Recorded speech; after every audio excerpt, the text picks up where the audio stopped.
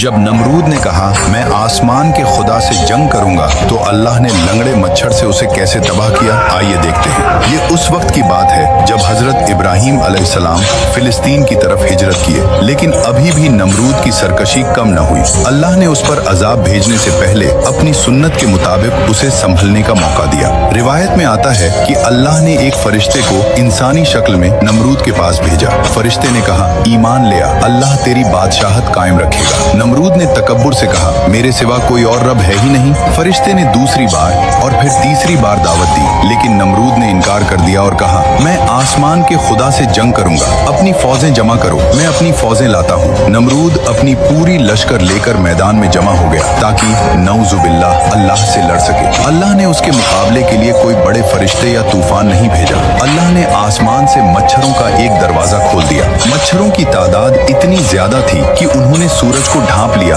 और मैदान में अंधेरा छा गया। नमरूद की फौज अभी कुछ समझ पाती कि इन नन्हे जानवरों ने हमला कर दिया। ये मच्छर आम नहीं थे, ये अल्लाह का अजाब थे। उन्होंने सिपाहियों का खून पी लिया और उनका गोश्त खा गए, यहाँ तक कि मैदान में सिर्फ सफेद हड्डियां और बिखरे हुए हथियार रह गए। नमरूद अपनी फौज को तबाह होते देखता रहा। फिर अल्लाह के हुक्म से उन मच्छरों में से एक लंगड़ा मच्छर नमरूद की तरफ उड़ता हुआ आया और उसकी नाक के जरिए उसके दिमाग में घुस गया। अल्लाह ने उसे ऐसी अजियत दी कि वो मच्छर उसके दिमाग के अंदर काटता रहता था। दर्द की शिद्दत से वो चीखें मारता था। उस बादशाह का हाल ये हो गया था कि उसे सुकून सिर्फ तब मिलता जब कोई भारी चीज जैसे जूता चप्पल से जोर से उसके सर पर मारता। वो अपने नौकरों के आगे गिड़गिड़ाता कि मेरे सर पर जूते मारो। जो शख्स खुद को खुदा कहता था आखिरकार जिल्लत और दर्द की इंतहा में तड़प तड़प कर मर गया।